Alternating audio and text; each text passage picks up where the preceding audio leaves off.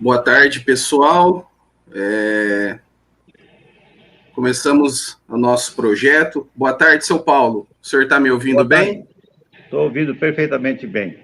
Que bom, maravilha. Boa tarde, pessoal. Nós começamos hoje uma série de 4 bate-papos, entrevistas, palestras, com o nome História em Casa, Conhecendo Votuporanga e o Noroeste Paulista. Ele é um projeto que é uma série de entrevistas que tem como foco destacar a história de Votuporanga e região, realizando bate-papos, disponibilizando uma forma online. Infelizmente, devido a essa pandemia do Covid-19, esse projeto está sendo realizado online, com todos os equipamentos e orientações de segurança. O seu Paulo está sendo assessorado aí pelo Guilherme e pelo Gustavo, do qual eu já agradeço a participação. E hoje nós vamos conversar com o senhor Paulo César Rapaz, que é advogado, proprietário da loja de imóveis Rapaz, sendo a primeira loja de imóveis de Votuporanga e região.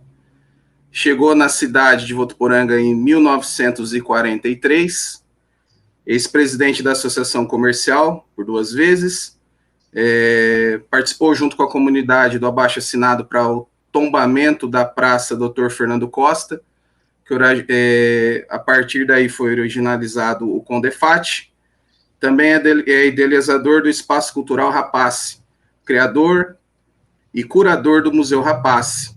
É dirigente do CELS, Centro de Estudos Ufológicos Sírios de Votuporanga, desde 1983.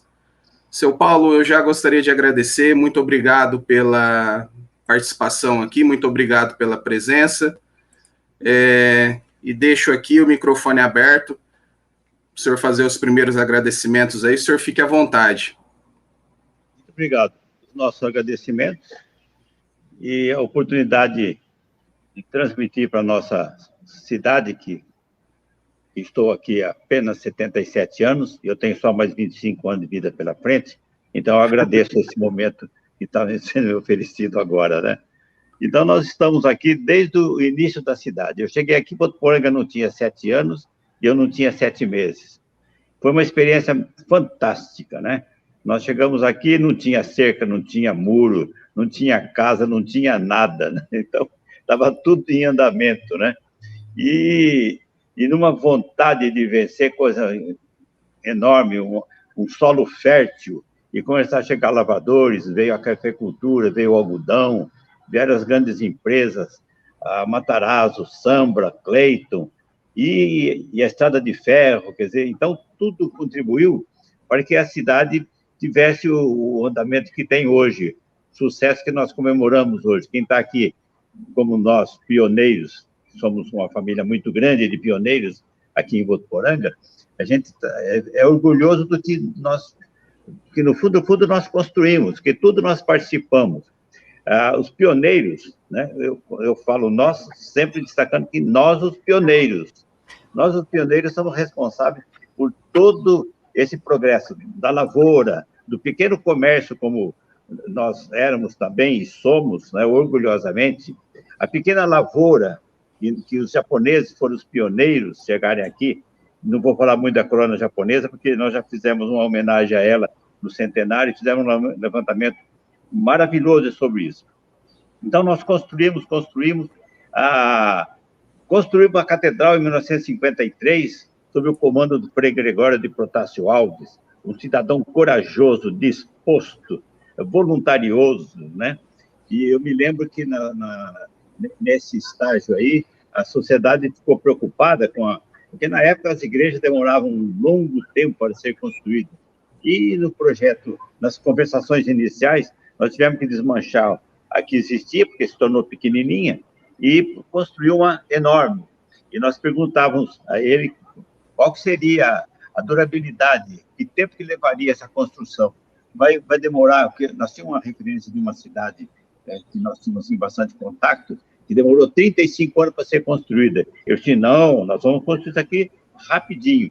E foi, porque o espírito de liderança dele, a correção dele no andamento da construção, as quermesses eram assim, coisas importantíssimas na arrecadação. não saberia dizer assim qual que eram os valores que nós arrecadávamos em cada quermesse. Vamos dizer assim, mas só para nível de entendimento. É como se fosse R$1 milhão em cada festa. Colônia japonesa, colônia italiana, colônia isso, as colônias todas reunidas, né? E nós construímos aquilo em tempo recorde, né? E quando nós estávamos assim na fase quase que final de construção, nós olhávamos um para o outro, assim, a igreja cheia, né? Assim, nossa, a igreja ficou pequena, a gente tinha que fazer uma igreja maior. Quer dizer, veja assim como nós crescemos. E interessante que nesse andamento das conversações, depois eu tive o prazer muito grande de ter um vizinho que era francês, né? E ele é muito observador, e ele chegou aqui num domingo assim: Paulo, a tua cidade é muito bonita, além de tudo, é uma cidade muito jovem. Na minha cidade, eu vou na igreja lá, só tem cabecinhas brancas. Aqui não tem nem idoso ainda, né? Então, era assim, uma coisa maravilhosa essa formação da nossa cidade. E a gente conhecia, vamos dizer, eu ia ao banco, por exemplo, eu vi um chapéu lá, eu sabia de quem que era, quem que estava ali, né? Eu estava na rua aqui, eu escutava um barulho, eu sabia que era meu vizinho que estava chegando. E a gente sabia quantos carros tinha na cidade. E o veículo importante também era a bicicleta. A bicicleta era importada. Nós tínhamos uma Monarch, por exemplo, era uma bicicleta importada, né? Então, tudo era assim, nascente. A evolução que nós estamos hoje, a gente volta lá 70 anos, parece conto de fada o que nós vivíamos e o que nós vivemos hoje, né? Então, as escolas, né, a iluminação da cidade, a escola que é aqui onde era a prefeitura, o primeiro grupo escolar ainda era aqui, a iluminação que tinha à noite e que tinha na cidade nesse período, a gente falava assim, é um tomate. E a lâmpadazinha vermelhinha aparecia lá, mas não iluminava coisíssima nenhuma, não é? Então, é assim, foi assim, tudo palmilhado, tudo conquistado. E uma solidariedade incrível, né? A sociedade cresceu por essa busca de levar a cidade aos destinos que nós chegamos hoje. E lideranças, né? As pessoas cuidavam bem da cidade. Nós, a sociedade parece que era organizada, cada um cuidava do seu quarteirão, da sua frente, da sua higiene, da sua limpeza, das ruas, né? E, então, nós não tínhamos, já falei, não tinha nem cerca nas casas. Depois que a cidade foi crescendo, tal, e aí nós fomos vendo que tinha mais carro do que a gente imaginava, mas nas colheitas de produtos de cereais, por exemplo, o Matarazzo, que é lá no Ecotudo, os caminhões faziam fila e vinham até na cidade carregada de algodão. Imagina, olha a distância que tem, e tinha fila de caminhões até aqui no centro da cidade, esperando o momento de descarregar na Matarazzo, na Cleito, na Samba. Era a nossa região inteirinha, de Riolândia, Cardoso, Valentim Gentil. O algodão era um produto básico, tinha a produção muito grande, era uma coisa maravilhosa. Então, todo esse período, a secagem de café, por exemplo, nós fazíamos na Praça São Bento. Olha só a colheita para secagem, porque tinha que fazer o grão de melhor qualidade, então podia para secar, então fazia o terreiro de café na Vila Marim. Então, é assim, muito, muito interessante. Na área, na parte cultural, a quermesse também, as quermesses colaboraram muito para isso. Tinha os acordeonistas, tinha os violeiros, tinha até o assobiador, tinha concurso para tudo isso aí, e tinha também um instrumento chamado pente. Colocava um salofone no pente e cantava, né? Fazia a seresta com aquilo. E o assobio também tinha pessoas que assobiavam e os imitadores, né? Então, era assim, um período muito, muito participativo, sabe? Era gostoso de ver. Quando se levantava uma questão, todo mundo corria, né? Bom, a cidade cresceu, né? A nossa, para falar na individualidade, a nossa loja, nós começamos lá onde hoje é o supermercado Amazonas, lá em cima, na Pernambuco, Lusitana, desculpa, Lusitana, perto de Dias Martins, do Veríssimo. Começamos lá, uma lojinha pequenininha, viemos para cá, na rua Amazonas, mais embaixo, E aí nós estabelecemos aqui em 68. Isso então, que nossa loja, na verdade, começou em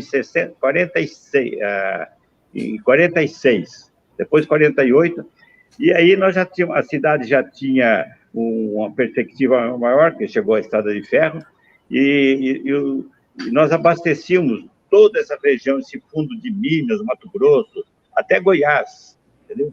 Porque não existia nada, né, nessa nossa vizinhança toda. E meu pai se tornou o maior vendedor de colchões de mola na década de 60. A Prodel deu a ele uma honraria por ser o maior vendedor de colchões de mola do estado de São Paulo. E veja só o que era o consumo, abastecendo toda uma região. Meu pai chegou a vender num ano 1.000 berços. Olha só que maravilha, né? Então, é isso que eu queria comentar aqui. São histórias assim que edificantes. A cidade cresceu no pool de conversa, de amizade de todos os pioneiros, né? E todos se dedicaram de maneira incondicional, sabe? Sem preconceito, sem partidarismo. Aliás, essa coisa de partido surgiu muito depois, né? Não tinha partido, não tinha político. O Nabuco, quando assumiu, lógico que aí já tinha partido, mas ele assume a prefeitura e logo na semana imediata ele reúne todas as lideranças, né? Ali tinha todas as lideranças em termos de agricultor, de comerciante, micro, pequeno, e todas as lideranças. E ele fala assim, bom, o meu partido político, ele está aqui. Ele abriu a gaveta, colocou dentro da gaveta assim, agora nós vamos governar Votuporanga, sem partido político, sem preconceito nenhum, vamos fazer por Votuporanga. Então, eu aprendi as lições políticas daquilo que eu cultivo até hoje com o Nabuco. E ele era uma pessoa, um estadista, o Nabuco. O Nabuco é um prefeito acima de toda a época que nós vivemos. Ele sabia estimular as lideranças estudantis, ele prestigiava, ele trouxe um programa de agricultura, de diversificação da agricultura, e uma coragem imensa, e uma liderança, e ele, obedecendo um critério que o Carvalho Pinto trouxe para o nosso estado de São Paulo, ele também fez um programa de ação e ele cumpria as promessas que ele fazia. Então, ele falou assim, olha, aquela promessa primeira aqui está cumprida. Ó, arruma as obras, primeiro asfalto, está cumprido o início das obras. Né? Então, tinha um programa de ação. E isso dava uma segurança para a sociedade, um equilíbrio, e a certeza de que a cidade iria andar.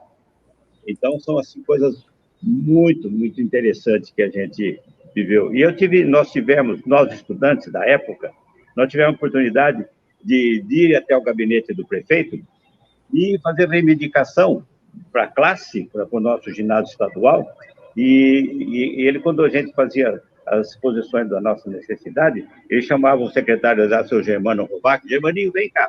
Ele acompanha os meninos até no ginásio e vê o que é que eles precisam, vê se é só isso que eles querem. Aí o Germaninho ia lá, tal, seu Nabuco, eles precisam disso. Ah, e outra coisa, eles Era precisam... Era o Germano Robac ou Pernica? Como? Era o Germano Robac ou Pernica naquela época? Germano Pernica, eu falei Robac, né? Pernica, né? Pernica, também são os fundadores, né? Que alemães, né? Então, Germano Pernica. Ele nos orientava e estimulava para que nós participássemos da vida política do município. Então, isso foi fundamental.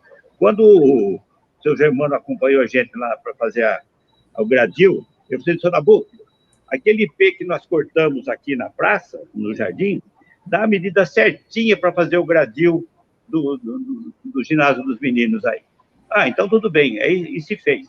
Usou todo o material da árvore cortada do famoso ipê para fazer o gradil do ginásio estadual, para que a gente tivesse maior liberdade e tal, um conforto no nosso esporte.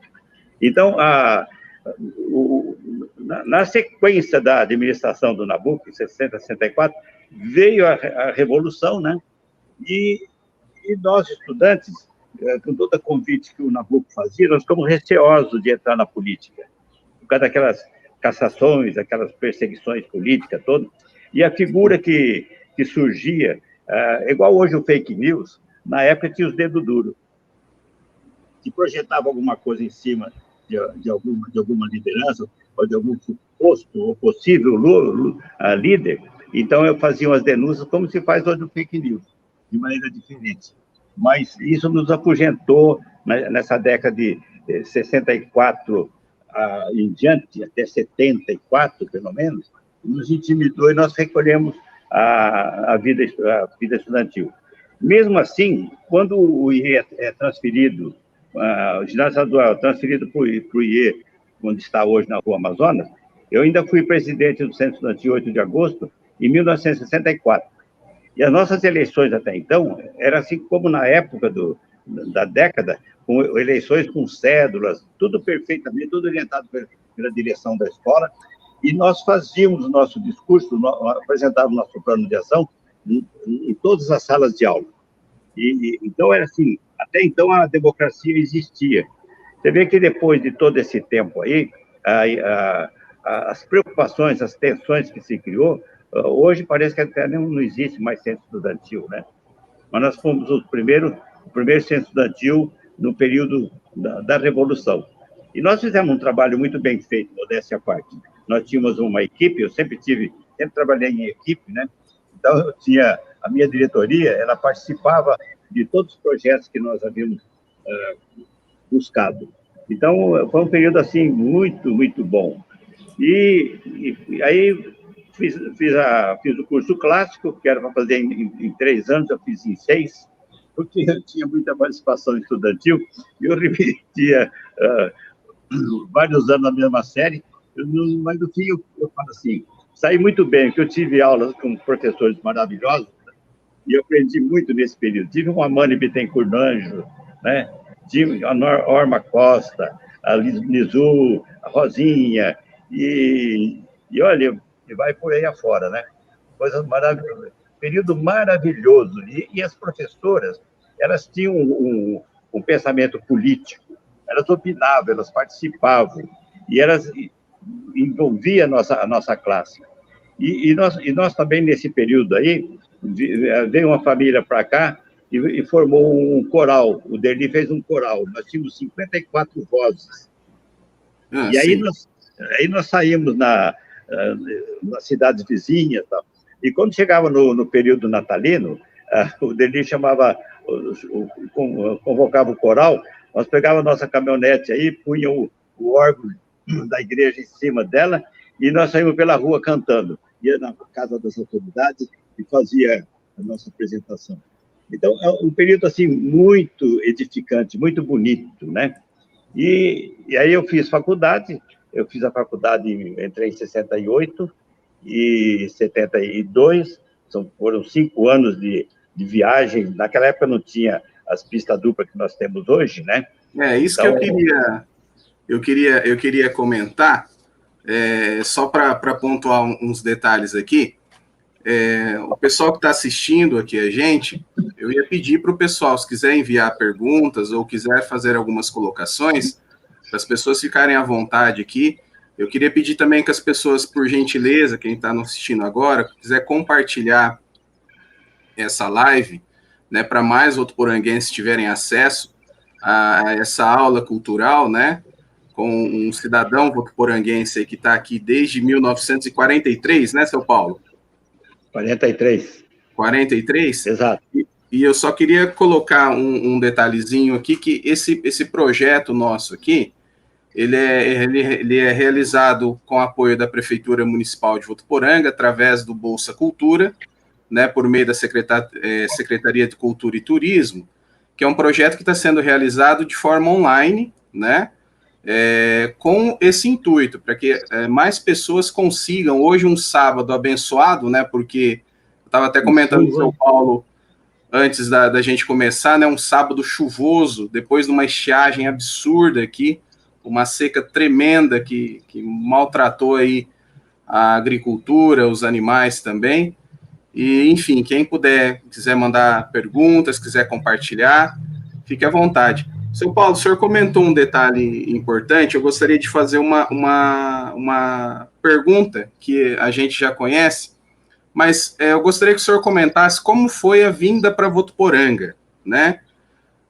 quando foi que o senhor veio para cá muito pequeno, né?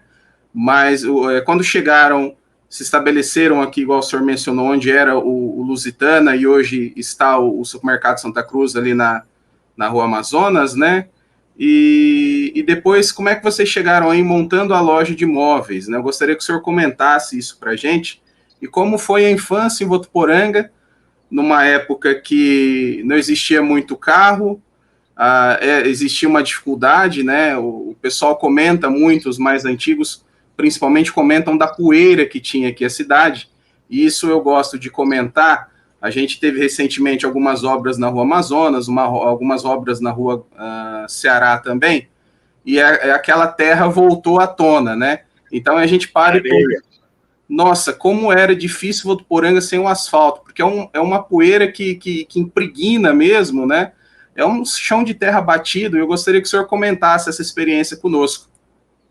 Em particular, quando você fala da Rua Ceará, quando nós fazíamos, isso aí, vamos dizer, 10 anos, 1958, por aí, quando a gente fazia uma entrega de imóveis que era na Rua Ceará, meu pai já levava uma enxada para poder andar 4, 5 quarteirões nessa rua, que era sempre muito esburacada, porque ali nascia uma erosão. Ali, um pouco abaixo do edifício Vespa, antes de chegar na Pernambuco, já começava uma erosão.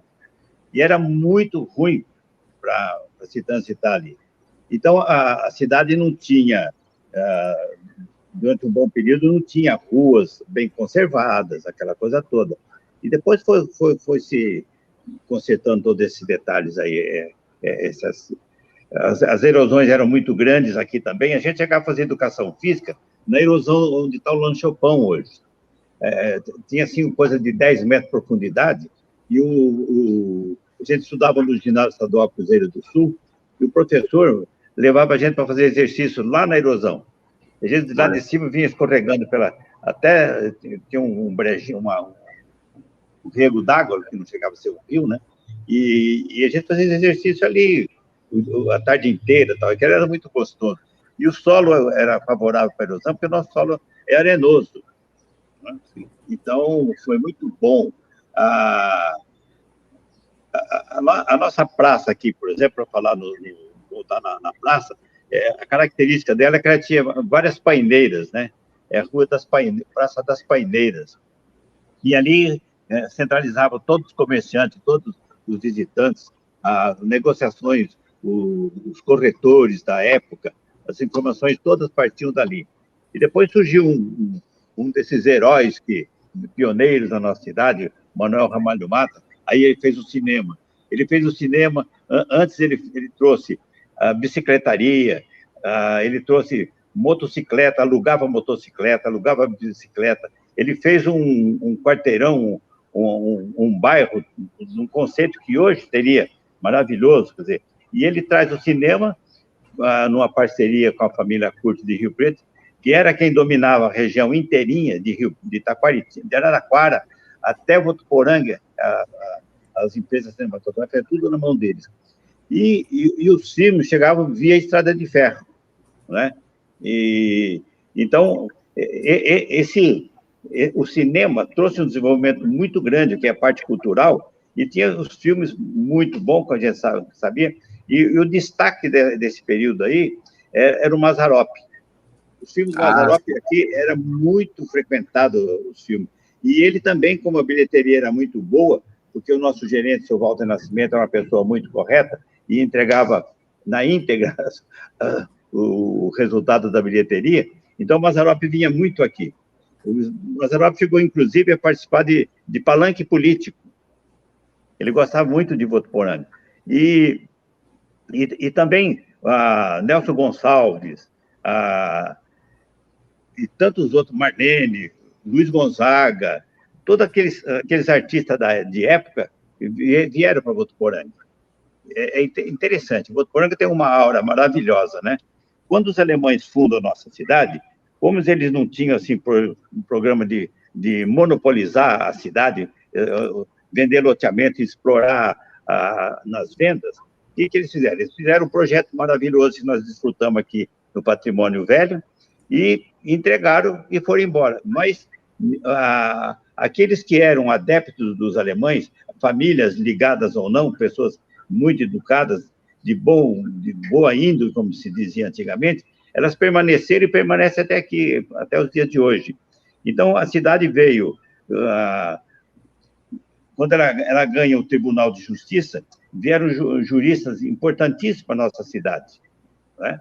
E a cidade começou a ganhar corpo. Veio a ação comercial, fundada em 1946, e se você pega uma foto da ação comercial, das pessoas que participaram da inauguração, tinha comerciante, tinha advogado, quer dizer, a participação da sociedade como um todo era ampla, todos participavam. O que a gente percebe hoje na cidade, que o bloco político ele ficou restrito ao bloco político das lideranças que são restritas a eles. Então, isso é uma grande diferença dos dias de hoje. Mas foi assim, a nossa infância, eu vou voltar lá na infância, né? A gente começa a falar e volta. Mas ela foi, assim, muito ingênua, né? Nós pegávamos uma mão, por exemplo, cortava a base, fazia uma limpeza interna dele e fazia as caretas na frente do mamão, assim, e punha uma vela e punha à noite para afugentar, para assustar as pessoas, né? Olha e aquilo era a diversão da criançada, né? Tinha um outro brinquedo também, que você pegava uma lata, você punha uma varinha, duas rodinhas, um cabo, e a lata você furava, colocava a brasa e saía correndo pela rua. A rua era toda livre, não tinha problema nenhum. Então, aquilo iluminava 10, 20 moleques, todos correndo ali atrás, né? E as brincadeiras espontâneas de correrias e de alegrias que a cidade... aquelas... Até que parece que são lendas hoje falar que brincava daquela maneira, né? Mas era assim, muito, muito, muito ligado, as crianças se ligavam, tinha o futebol, a bola de capotão, né? Que hoje peça de museu, claro. A bola de capotão. A gente fazia bola de sobra de meias, juntava as meias, tudo e fazia a festa, né? Era tudo improvisado, chuteira não tinha praticamente, né? Aí chegou a Votuporanguense. Aqui em frente o Zenir tinha o Campo do América. Nossa, quando tinha futebol, enchia, era uma alegria também.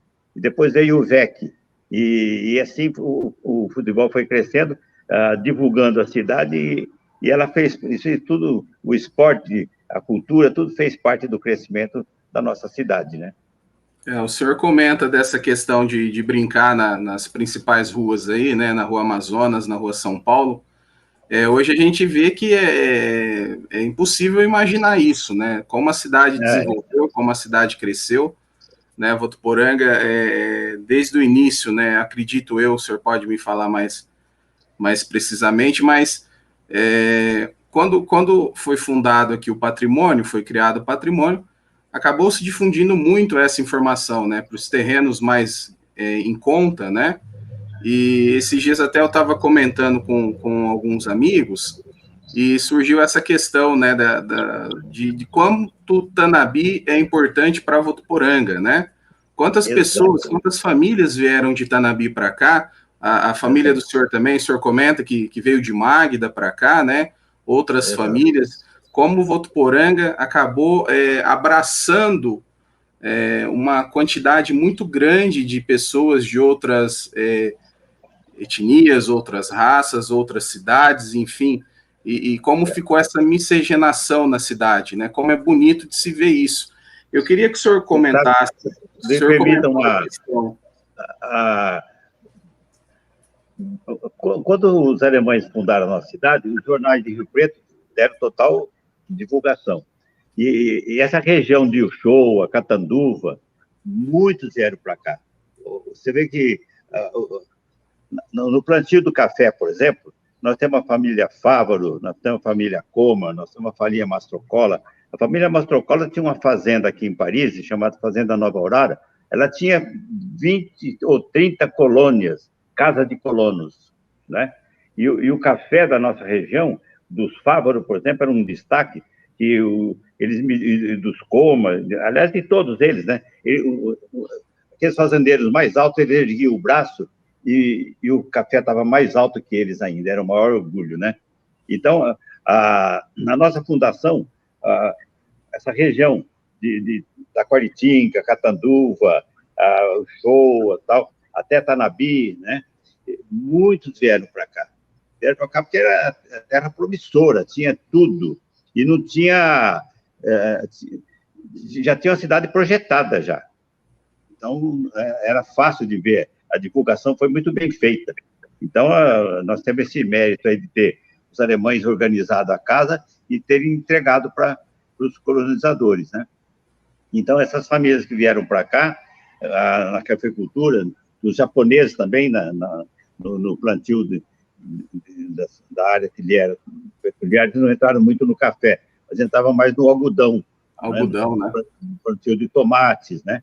Então, essas raças todas foram muito importantes, né? E eles são os responsáveis por todo o sucesso que nós atingimos. Você vê que o Votuporanga ganhou, depois o Dias Martins, a J. Alves Veríssimo, né? Empresas de grande porte, o Manuel Farinha, a família, eram todos portugueses, né? Grandes atacadistas, né? Depois, então, o supermercado, que até hoje permanece as mesmas famílias aí, mas há um desenvolvimento muito grande nessa década de 50, 60, 70, né? Então, o pioneirismo é que deu força para tudo isso, a vontade de fazer e fazer bem feito, né? Que bom, isso é importante o senhor destacar, né? Porque o pessoal está até comentando aqui, principalmente da questão do cinema e do pioneirismo, né, do seu Manuel Ramalho Mata, que, como o senhor mencionou, trouxe a Vila Mata para cá, né? Um português que abraçou Votuporanga vindo para cá, realmente, e a gente tem alguns registros dele comentando esse detalhe, né? E falando da Vila Mata, falando do cinema. O senhor comentou também dos irmãos Curti, né? Que, enfim, eram na época aí, tinha uma grande quantidade de cinemas e os que eles não compravam, eles acabavam virando sócio também, né? Como aconteceu. O senhor comentou do cinema, né? Nós temos aí o Cine Votuporanga, que está até hoje, temos o Cine São Bento, lá na Praça São Bento também, e nós tínhamos o Cine Central. Eu gostaria que o senhor comentasse dessa questão do cinema, né? O pessoal sempre pergunta dessa questão das sessões do cinema, como era, como antes a sessão, antes ainda do Cine Votuporanga, tinha o Cine Paramount, que era junto anexo ao bar ali que o seu Manuel montou na época. Aí depois veio o Cine Votuporanga, como eram essas sessões, né? E como parava um domingo à tarde para uma matinê, né? Gostaria que o senhor comentasse esses detalhes aí, se possível. O Cine Paramount era do Manuel Ramalho Mata, né? Depois, então, ele associou de maneira muito inteligente com a família Curti, porque eles tinham o domínio de todo esse setor aí, de distribuição de filmes. No domingo, tinha vamos dizer, a sessão começava às 2 horas, mas 1 hora antes tinha apresentação de conjuntos. Por exemplo, tinha uma orquestra Guarani, por exemplo, com bons músicos. Aliás, uma característica que o Votuporanga sempre teve bons músicos, né? Então, fazia aquelas apresentações, tinha pistonista, baterista, e aquilo era um espetáculo. Então, nós entrávamos lá, tinha para quem queria dançar, depois assistia o filme, com uma sala de espetáculo muito bem organizada, e chega a família Curti, aquilo continua, né? Tinha uma doceria ao lado, e era assim, tudo muito elegante, sabe? Não se entrava no cinema na época de bermuda, né? Não estou dizendo que isso esteja errado hoje, mas assim, a elegância, quando se ia no cinema, somente aos domingos, na primeira sessão, as meninas iam todo elegantemente, tudo bem vestida, né? Assim como quando se ia na igreja, todo mundo ia elegantemente vestido, se preocupava com a apresentação, né? E em frente ao cinema tinha o fute, né? Sim, Então, sim. em frente ao cinema, e na Rua Amazonas ali, fazia fila de jovens de ambos os lados, e o desfile das meninas no meio. Era a coisa mais interessante, né? Então, ali começavam as paqueras, né? Então, ia para lá, vinha para cá, tal, e aí as observações, os interesses, né? As ligações que deram muitos casamentos, muito namoro, né? E tinha os doceiros também que trabalhavam ali na borda, né? Ninguém esquece, por exemplo, da família Branquinho. Eles faziam uns doces maravilhosos. Tinha uma brevidade que era nossa. Até hoje é lembrada por quem vive. Os pipoqueiros também, tal, né? E tinha uma figura muito interessante, que ele era um charreteiro, mas aos domingos ele se vestia todo de terno branco, um linho 120, como se falava, e ele ficava ali como uma figura intocável. Ficava o tempo todo, 2, 3 horas ali, até que acabava o movimento, aí ele ia embora. Não conversava com ninguém, né? E era um fato estranho. Assim como nós tivemos também poetas na cidade, né? Que na época, assim, esse cara é louco, é poeta, né? Mas eles também tiveram uma participação muito interessante na cidade, né? Então, de poeta, de sábio louco, nós vivemos bem esse período cultural, né? O cinema foi fundamental, porque através dele vieram muitas diversões. E quando tinha a Semana Santa, por exemplo, a Sexta-feira Santa, ainda que o filme fosse de uma qualidade muito ruim, o seu Walter mesmo falava, mas não tem jeito, é isso daí mesmo, não fizeram outro. Aí você precisa ver a fila que fazia para assistir a Paixão de Cristo. Ele dava a volta no quarteirão. Da mesma forma, os filmes do Mazzaropi, quando tinha, dava a volta no quarteirão. E também do cinema mexicano, Miguel Aceves Mejía, nossa, aquilo lotava, sabe? Então, e também porque era a única distração que tinha, né? Agora, os bailes, os saraus, nas residências. A nossa loja aqui, por exemplo, na década de 50, ela tinha coisa de 10 metros só ali, mas meu pai emprestava para saraus, né? E então se aproveitava todos esses espaços que existiam para se divulgar, para dar diversão ao povo. E nós tínhamos nesse período seresteiros de bom nível, sabe? Então nós tínhamos no nosso contador Joaquim Nogueira de Carvalho, ele era músico, ele era um padrão intelectual fora do script, né? Falava o grego, o latim, era contador de qualidade, de competência, né? E à noite ele pegava lá a flautinha dele, juntava o senhor Joaquim Nogueira, o Vianinha, o Costinha, o José, o pai do Dado, né? E outros, o baterista Arlindo Ventramini. Então, eles faziam as festas. Essa cultura dos seresteiros era muito difundida na época. O senhor comentou um detalhe importante, eu acho importante a gente destacar uma situação da elegância, né, daquela época, né, todas as mulheres e os homens sempre bem alinhados, e eu costumo mencionar muito isso para o pessoal, principalmente quando a gente coloca essas fotos mais antigas, né, para o pessoal observar, né, a vestimenta dessas pessoas na época. E era uma roupa comum, as pessoas andavam daquela forma. Era normal essa elegância. Você vê que na fotografia de fundação da cidade, as pessoas estão de paletó, gravata ou sem gravata, mas de chapéu, mas todo elegantemente dentro da possibilidade de cada um. Mas se tinha uma preocupação com a vestimenta, aquilo era questão de boa educação. Você vai visitar alguém, você vai na igreja, você bota um terno, né? Então, na inauguração da nossa cidade, isso é marcante, tá todo mundo de terno, né? Sim. Terno, chapéu, e no andamento das outras manifestações sociais também era a mesma coisa, era tudo muito, muito bem vestido. As moças caprichavam na sua vestimenta, né? Porque era para chamar atenção, sim, mas era muita elegância, era muito bonito ver pessoas bem vestidas, né? Então, era característica de uma época, né? O senhor comentou do Fulton, né? às vezes os mais novos aí não conhecem, o footing, na verdade, é a paquera, né, que É a existia paquera, ali. O pessoal exatamente. está comentando aqui, perguntando alguma curiosidade sobre a Praça São Bento, aquela região ali da Padaria Progresso também. A Praça São Bento, com a ideia da Vila Marim também, o senhor vivenciou essa parte também, né, com os irmãos que vieram também de Tanabi. Algumas pessoas aqui falaram que estão comentando com a gente aqui que as famílias vieram de Tanabi também e estão perguntando o que o senhor tem de curiosidade para falar sobre a Praça São Bento ali, aquele entorno ali também, né? Se o senhor puder falar para a gente aí, nós somos todos ouvidos aí. Então, você sabe, eu era menino ainda, né?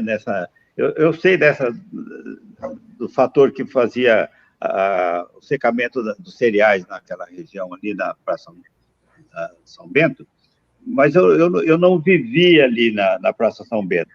Eu sei pouca coisa a respeito. Depois que surgiu, aí teve um posto de gasolina da família Blaia, né? Também ali na praça, depois a padaria Progresso. Então, aí a Praça o bairro da Vila Marim começou a ganhar projeção. Aí a Casa Costa, que também era de portugueses, você vê, os portugueses não tinham só padaria, não, né? Eles Você tinham vê, né? grandes atacadistas, né? Eles tinham padaria, tinham casas comerciais. A Casa Costa tinha um patrimônio enorme, né? A família está ainda aí e tal, né? Ótimo, né? Então, ela cresceu com o pessoal vindo tudo de fora. Eu não sei assim especificamente mas de Itanabi, por exemplo, pegar o foco de Itanabi, pessoa importante que veio de Itanabi para Votuporanga, um deles é o Nelson Camargo. Sim, né? sim. O Nelson Camargo, a família está aí até hoje e tal. Ele também de um dinamismo, de uma coragem, de uma competência, de um padrão cultural muito bom. Aí a gente entra na área do jornalismo, para falar do Nelson Camargo, e ele estimulou, ele revolucionou, porque ele participava da vida como jornalista, não tem como tem participado da vida política. E ele encontrou um oponente, que era o Vianinha, que também era do mesmo nível de intelectualidade, de competência e de coragem de expressar os próprios pensamentos. Então, o Tanabi nos deu esse presente, e tem muitas famílias de Tanabi aqui, é que agora, no momento, a pergunta me pega de surpresa, mas muitos tanabienses vieram para Votuporanga. Então, tinha um vizinho nosso aqui na esquina, que também era de Tanabi, mas me foge o nome.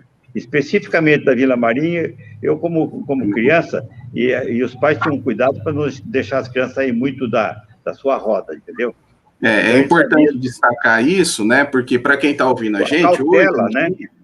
E sabe de uma outra coisa? Era muito longe. Sim, isso que eu Era ia muito comentar. longe. Eu morando aqui onde eu moro, para ir na Vila Marim, não vai lá não, que é muito longe. Né? Mas aí a cidade cresceu, ela ganhou o grupo escolar, que hoje seria o Pieroni, que ali ao lado da igreja, ali era o grupo escolar. A diretora Dona Ofélia, mulher do Gabriel Jabur. Então, a família Laridondo, né?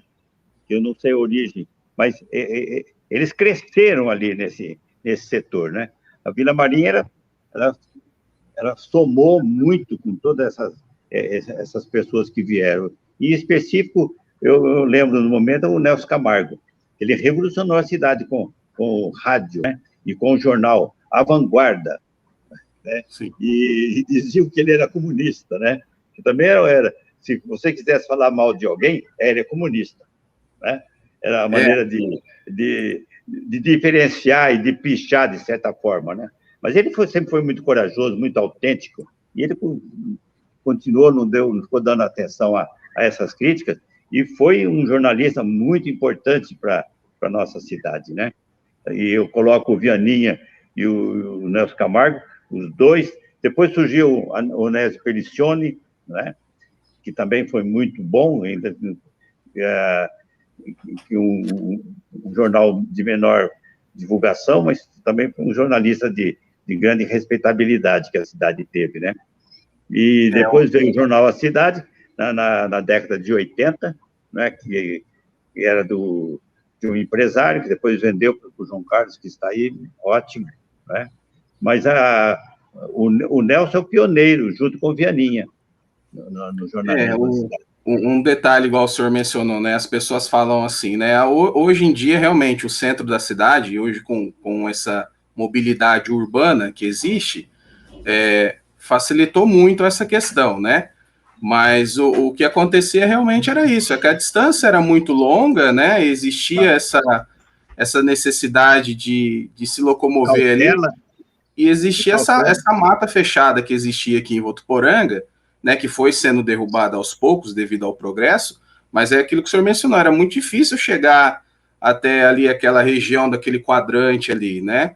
E você tinha que pegar uma charrete, você tinha que pegar uma charrete, já existia táxis, né? Mas o veículo mais normal, mais em uso, era a charrete, o taxista já existia, os caminhoneiros existiam, né? As carroças. Quando nós construímos a igreja aqui, nós temos vários amigos aí, que os filhos estão por aqui, as carroças de terra que vinham trazendo para cá. E tinha 4, 6 animais puxando, umas carroças pesadas, com roda de pneu, ou carrinhos com roda de metal. Então, esses eram os veículos, né? E, então, os pais, como uma cidade ainda tinha o problema dos animais soltos, cobra, essa coisa toda, que existia muita cobra aqui nesse período inicial, então os pais seguravam os filhos. E quando tinha um movimento político, nossa, aí os pais... me lembro quando o Getúlio Vargas suicidou, meu pai ouviu pelo rádio e falou para os filhos, vocês não saem de casa hoje. Vocês não saem de casa hoje. E pegando esse foco da política, por exemplo, você vê, eu falei da família Mastrocola que veio para cá, né? E não é só cafeicultores, não. Eles vieram com o Armindo, que era deputado, né? O Antônio, e com eles também vieram a família Pinfield, que morava aqui ao lado da minha casa, né? O João Santaella. Você vê, olha só, assim, rememorando, o João Santaella, família Pinfield, Mastrocola, que eram 3 irmãos, né? E isso eram as pessoas assim, que destacavam na sociedade da época, né? Porque eles tinham atividade, os Mastrocola tiveram muita atividade política, tanto que o Orlando Mastrocola chegou a ser presidente do IBC, coisa que a história, até o ano passado, há alguns anos, teve uma pessoa aqui, uma historiadora, que ela fez um livro sobre a história do café, e aí, como ela ficou uma semana aqui, ela veio dar uma aula na área de museologia, e eu participei, e ela mostrou o livro, comprei o livro e tal, e eu falei assim para ela, você sabia que Votuporanga tinha um representante do IBC, Orlando Mastrocola? Assim, como assim? Um cafeicultor, tinha uma grande fazenda aqui, expliquei para ela, como eu já falei aqui. Ela falou assim, olha, então meu livro tem uma falha que eu preciso corrigir. Orlando Mastrocola, presidente do IBC, olha só a importância de Votuporanga no plano de plantio de cafés. Essas famílias e todas as outras que eu já me referi, elas fizeram de Votuporanga um destaque. Tanto que nós ganhamos, em 1960, os armazéns do IBC, que estão aí, uma construção muito boa. Por quê? Trabalho da família Mastrocola, do Orlando Mastrocola. Né? Então, sabe, a gente vai conversando, você vai abrindo as páginas assim, e vai destacando, né? valores que a gente esquece. Né? E eu da minha infância, aquelas coisinhas de criança, tudo, que a gente também era tão espontâneo, tão alegre, né? E a gente acaba não tendo, assim, muito histórico dessa área. A partir do momento que você começou a participar da vida, do crescimento econômico e político e social da cidade, aí você tem uma memória mais acentuada. Né? Eu gostaria de aproveitar o momento, né, e gostaria que o senhor comentasse, né, de um detalhe importante também, e aqui já fica o convite às pessoas que estão nos acompanhando, às pessoas que estão vendo esse vídeo depois da sua transmissão, ele vai ficar disponível, essa aula de história, ela vai ficar disponível depois para eventuais consultas. Nós também, depois eu vou falar dos próximos convidados também, que são pessoas com brio excepcional. E eu gostaria que o senhor comentasse hoje, algumas pessoas da cidade capazes de não conhecer o Espaço Cultural Rapace, que é anexo onde o senhor está aí nesse momento, e logo em cima também o museu. Então, eu gostaria que o senhor comentasse um pouco da história do museu, e aqui fica o convite para as pessoas, né, que estão nos assistindo. Lógico que nessa época de pandemia, enfim, tá um pouco complicado ainda, mas em breve isso tudo vai passar, né? E eu gostaria de convidar quem puder, quem quiser conhecer um pouco mais, comparecer à loja do Seu Paulo, que fica ali na rua São Paulo, para quem não conhece ou para quem veio de algum outro local, né? E gostaria que você comentasse um pouco do museu, né? Como então, funciona o espaço cultural e o museu para nós. A pandemia, se a gente tomar o devido cuidado que as autoridades nos orientam, usando a máscara, você pode visitar o nosso museu sem problema nenhum, porque não virão 10, 20 pessoas, 3, 4 pessoas com máscara, não tem problema nenhum, pode continuar visitando. Hoje mesmo eu recebi 3 pessoas, tudo com máscara, tudo com devida atenção, com distanciamento, porque a minha loja ela tem 60 metros de comprimento, então não tem o problema de estar pertinho um do outro, necessariamente um pertinho, por causa do espaço. Então, a nossa loja, nós já fizemos um histórico. Eu, a vida inteira, colecionei. Em 1980, eu tive intenção de fundar uma galeria de artes. Em 86, eu construí um prédio para fazer a Galeria de Artes de Votuporanga. E fui a São Paulo, fiz os contatos todos, fundei a galeria, fiz a inscrição toda. No fim, o governo Sarney quebrou o Banco Comércio e Indústria, e eu era 100% comércio e indústria, aí a economia caiu e eu continuei com o sonho. E 10 anos depois, eu tinha comprado muita obra de arte, né? Então, eu viajava muito para São Paulo, ia no Imbu, enfim, eu adquiri muita obra de arte. E aí eu fui visitar o Museu da Colônia Italiana em São Paulo, e ela me estimulou. Assim, pera, eu olhei aquelas maravilhas todas, assim, poxa, eu não vou fazer aquilo que está ali, mas eu posso, como bom italiano, entre aspas, né? Eu posso pegar a ideia deles e desenvolver em Votuporanga. Aí, como eu tenho um espaço, um andar de cima da loja, que é muito grande e estava assim mal utilizado, falei com o Gustavo e o Guilherme, nós começamos a organizar tal, e organizamos o espaço físico, né? E nessa experiência que eu tive com a Ana Luísa Martins, que é essa museóloga que esteve aí, que eu falei sobre o café, conversamos bastante, e ela me orientou, e nós fizemos uma reforma bem adequada, bem arejada, bem ventilada, e eu comecei a expor as peças que nós tínhamos. Bom, aí o museu, um esquema físico pronto, nós ganhamos uma coleção de obras, um acervo de cinema, melhor dizendo, e comecei a abrir o museu, o acervo. Só no item de cinema nós temos perto de 5.000 itens. Bom, aí expus alguma coisa, fizemos alguma exposição, mesmo aqui em Votuporanga, apenas uma só, mas fizemos, e eu fui colecionando. Hoje, por exemplo, nós temos uma tela do Dorival Caymmi, e provavelmente você não vai ver isso com facilidade em lugar nenhum. Obras literárias, nós temos, assim, maravilhas. Nós temos Miguel Cervantes Saavedra, livros de 1860, 4 volumes perfeitos, né? Na literatura, nós temos, assim, maravilhas. Nas artes sacras, nós temos uma coleção de bíblias que é impressionante. Além de esculturas, nós ganhamos uma escultura esse ano, que quem nos deu falou que ela tem 300 anos, um São Roque, né? Então, o museu, ele tem, assim, peculiaridades que é só vendo mesmo. Eu acredito que nós temos mais de 20.000 itens hoje. eu não tenho condições de digitalizar tudo, eu não tenho tempo para isso aí, nem competência para digitalizar tudo isso, que eu não sou dessa, eu não tenho essa habilidade toda.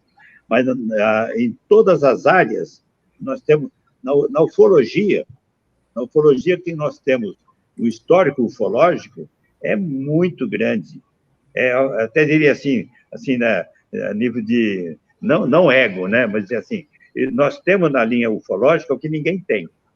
Nós temos relato na nossa região, coisa assim de 80 menos de 80 quilômetros da nossa cidade, que marcou história nos Estados Unidos, na Europa, e ninguém sabe, né? Então, nós temos um acervo valioso, na minha opinião, porque muitas obras adquiridas, muitas obras preciosas também doadas. Esses dias ganhei um pente chinês de 100 anos. Olha que preciosidade, né? Então, esse dia o meu amigo postou alguma coisa na internet, ele é cabeleireiro do Val, né? Eu também tenho essas máquinas de cortar cabelo, né? De centenárias. Então, assim, só para estimular a visita, venha visitar. Venha visitar. Com as cautelas que nós devemos ter para a nossa segurança, e para que eu tenha pelo menos mais 25 anos de vida pela frente, que eu não quero muito mais do que isso, né? Então, venha visitar e confira com a gente, venha com tempo, não tenha pressa, né? Então, eu acho que o que nós temos de ufologia, a literatura, obras. Nós temos uma coleção aí de livros em inglês, e é uma maravilha o que nós temos, modéstia à parte, né? O pessoal e tudo com muito carinho, né? Com muita vontade de fazer, porque isso não cobra ingresso, não me é fonte de renda, não é?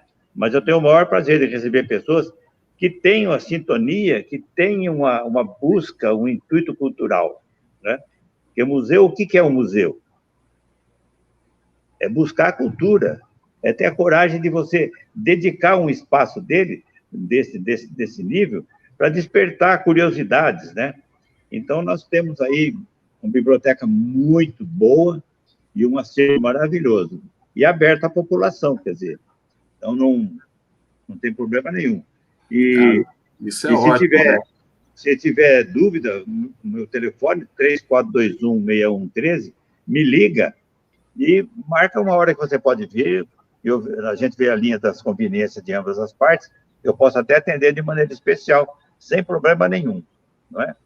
Porque é tudo em função de aumentar o nível, melhorar o nível cultural e aproximar as pessoas. Um dos aspectos que eu vejo do benefício do museu hoje é que nós estamos muito isolados e nós precisamos nos aproximar, né?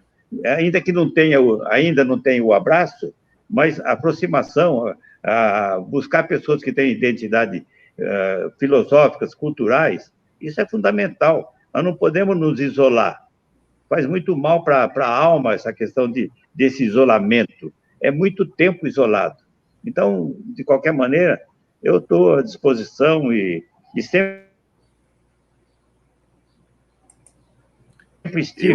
Isso aqui é a minha acha. E o museu é um complemento que me satisfaz grandemente. Que bom. Fica o convite, então, pessoal. Quem puder comparecer ao museu, é sempre bom ligar antes, né? Para conversar, para agendar certinho. O seu Paulo aí, sempre muito solícito, está comentando aí, falando que pode visitar o museu, seguindo as medidas aí de prevenção, de cautelas, né? E a gente espera que logo, logo isso passe também. E é importante, e a gente agradece, né?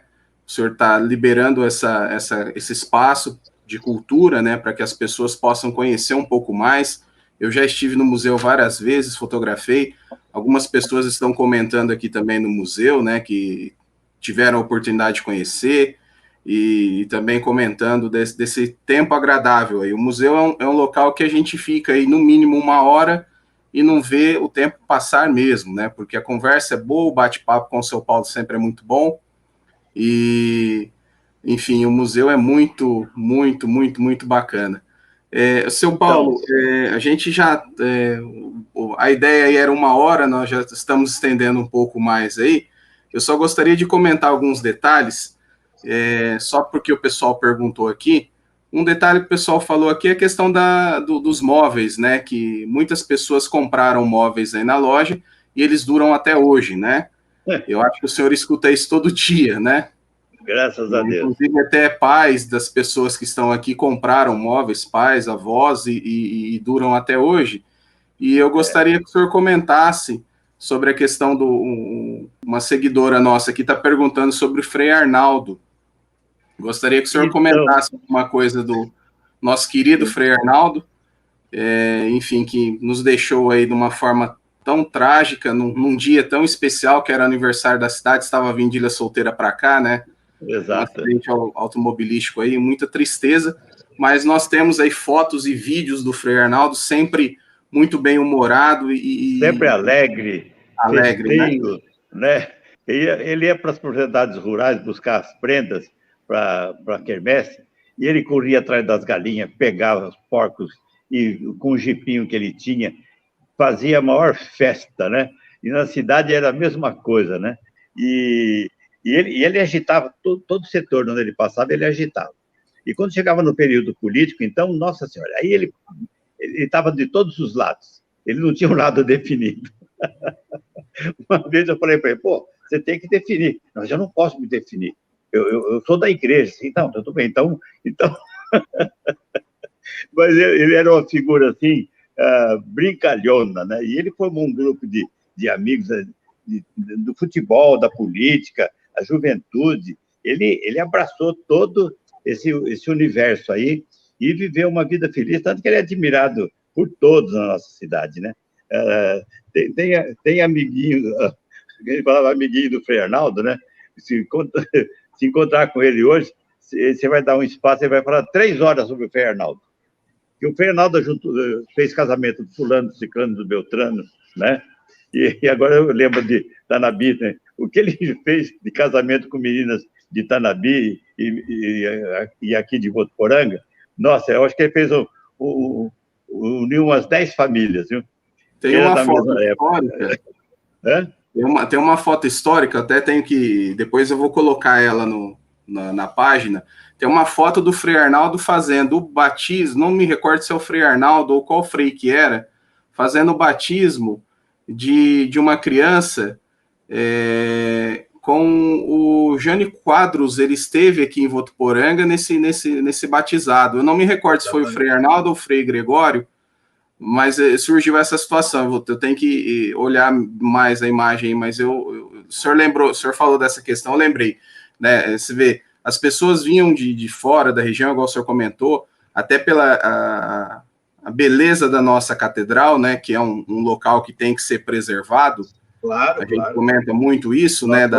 Nós somos do preservação que deve existir. E nós temos todo o carinho. Você vê que quando quiser abrir a rua Goiás com Padre Isidoro, nós, em respeito à catedral, porque se fosse aberta a rua, a escadaria ficaria a 6 metros da rua. Quer dizer, onde é que estaria a segurança dos fiéis, das crianças? Que, aliás, era um pensamento que nós alertamos quando construímos a catedral. Então, a gente falava assim, tem que ter uma praça e para as crianças andarem à vontade, circularem e tal, né?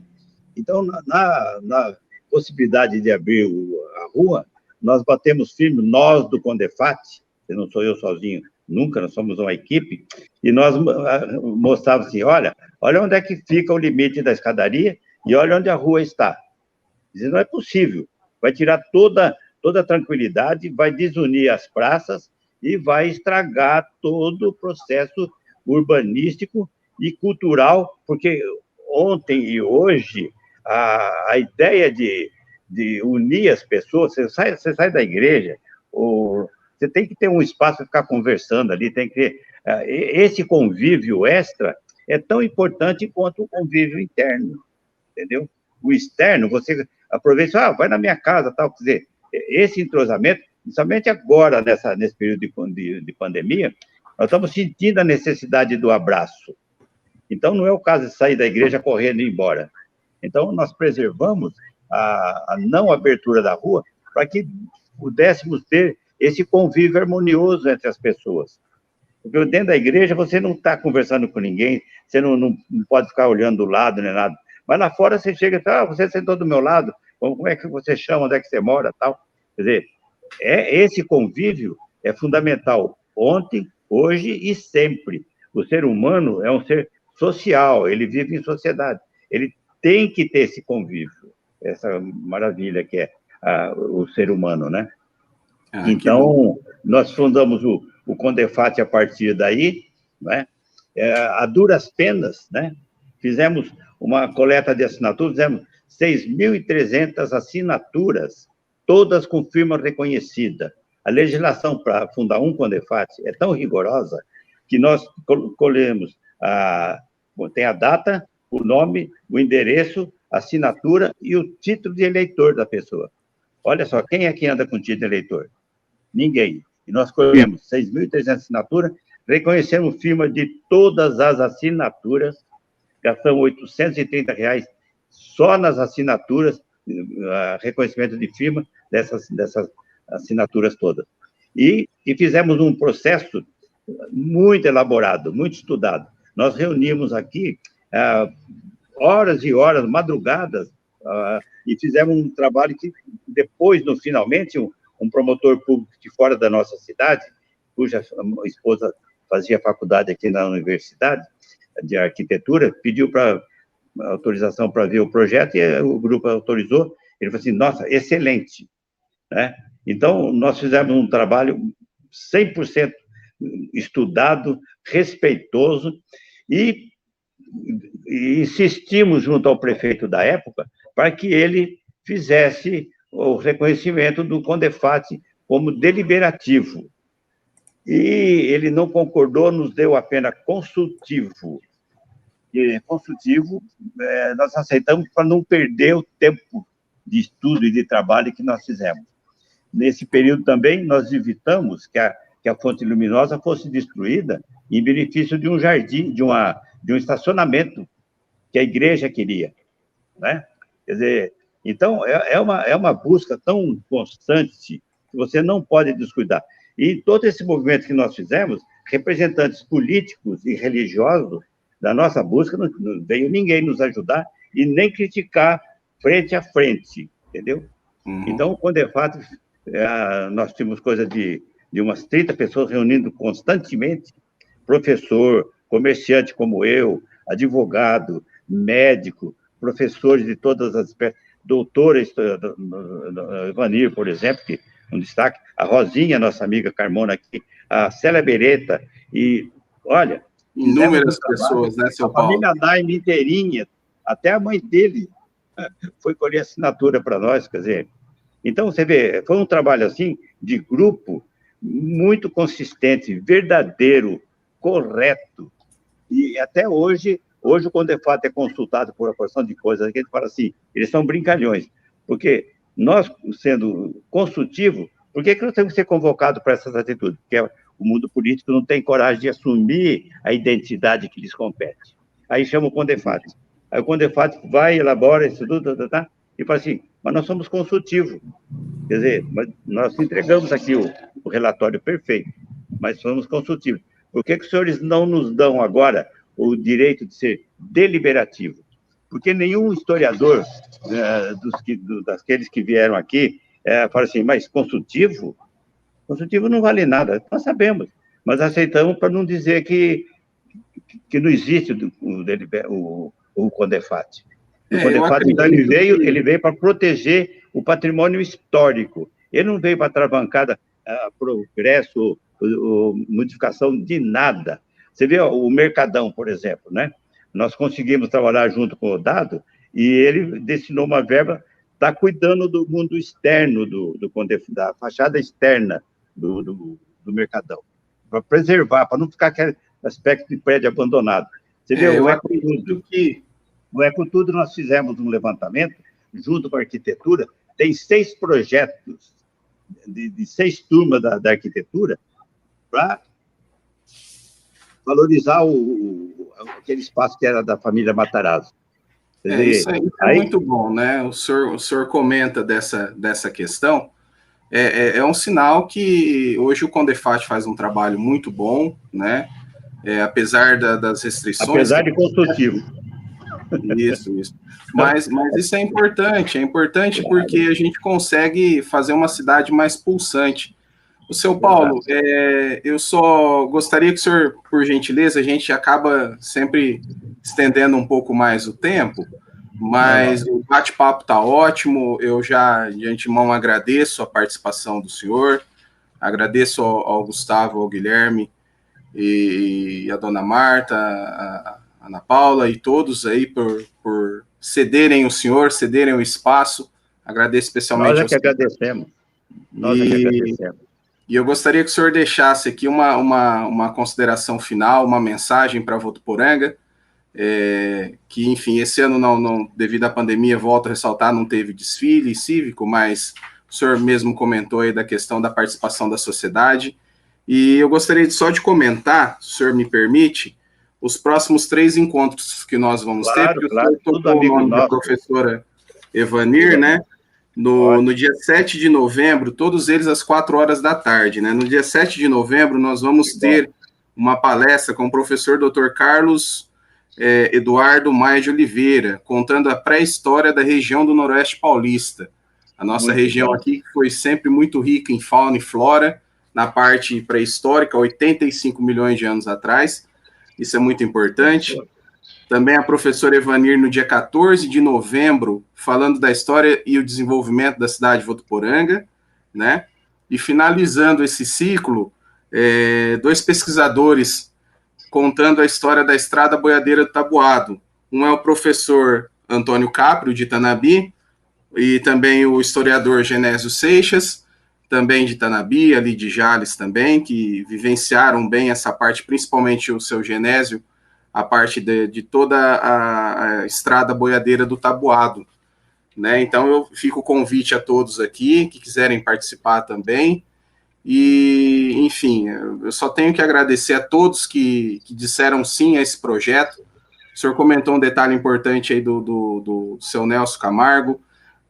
Nós estamos também tentando conversar, já conversamos com o Danilo, né, para contar um pouco dessa história do jornal também. As pessoas que quiserem, nós pretendemos fazer esse projeto mais vezes para a gente ter esse bate-papo e esse bate-papo ficar registrado, né? Porque é importante que essas informações fiquem registradas na memória das pessoas, né? Que elas possam ter acesso depois também, de uma forma ampla, bem divulgada, e que essas pessoas possam ter livre acesso a essas aulas de história, né? Que, especialmente essa aula que o senhor deu para a gente aqui. Eu gostaria que o senhor comentasse, fizesse os agradecimentos aí e uma mensagem para a gente. O senhor fique à vontade aí para usar esse espaço aí. Legal. Eu, da mesma forma, você agradeceu a nossa família, eu agradeço a você e a sua família, o empenho, a dedicação que você faz, e nos dando essa oportunidade de contar um pouco da nossa história. E, finalizando, eu agradeço a atenção e faço uma observação. Esse período de pandemia, nós estamos, assim, todos acabrunhados, meio tristonho e tal. Saia um pouquinho de casa e veja a natureza, como ela se recuperou de uma hora para o outro. Está toda florida, toda bonita, toda elegante, toda bem vestida. Os meus pés de pitanga aqui no quintal, eles estão assim como se fosse uma noiva, branquinha, cheia de flores, né? Então, a natureza ensina como a gente pode transformar o nosso mundo em dias melhores. Veja as flores que estão brotando, a natureza, sai na rodovia, você vê os ipês maravilhosos, passou uma chuvinha, né, para eles. Então, nós temos que ter a competência de despertar para dias melhores. A vida continua, ela é bela, com toda a dificuldade que a gente sabe. Eu moro no Brasil, não preciso fazer comentário, mas com tudo que a gente vive, a gente tem que descobrir o lado bom da vida e tocar o barco alegre, feliz e contente. E como diz o mestre, sem medo, sem preocupação, amando uns aos outros verdadeiramente, sabe? E uma coisa que eu peço permissão para dizer assim, olha, pessoas que têm a consciência que nós temos, não pode deixar de votar. Nós temos que votar. É uma responsabilidade muito grande que nós temos nas mãos. E por favor, comunique-se. Se você tem um candidato a vereador que seja bom, de prefeito eu já tenho. De vereador, você me apresenta o nome do seu vereador? Nós temos que despertar, porque com todos que eu converso, ninguém tem candidato, ninguém sabe quem que é o vereador. E nós temos que votar, nós temos que prestar atenção que a cidade está nas nossas mãos agora. Então, desculpe o meu extrapolamento de história, mas a história futura está nas nossas mãos hoje. Eu agradeço imensamente a oportunidade e peço a iluminação, a sabedoria para todas as mentes e corações desse nosso planeta maravilhoso, essa mãe terra de amor incondicional. Muita paz. Namastê. Namastê. Seu Paulo, muito obrigado. Obrigado a todos que estão acompanhando aqui o nosso bate-papo. Que tenham um ótimo final de tarde aí, um final de semana abençoado, começo de semana abençoado. A chuva veio, né? O senhor comentou dessa questão da natureza e a chuva voltou, né? Depois de tanto tempo de seca, a chuva voltou, já está aí alimentando os reservatórios, racionamento está indo embora, e como o ciclo da vida é lindo, né? Seu Paulo, Exato. muito obrigado. Eu agradeço o senhor, a todos. Agradeço a você que está nos acompanhando até esse momento. Muito obrigado e um ótimo sábado aí para todos. Até logo, pessoal. Obrigado.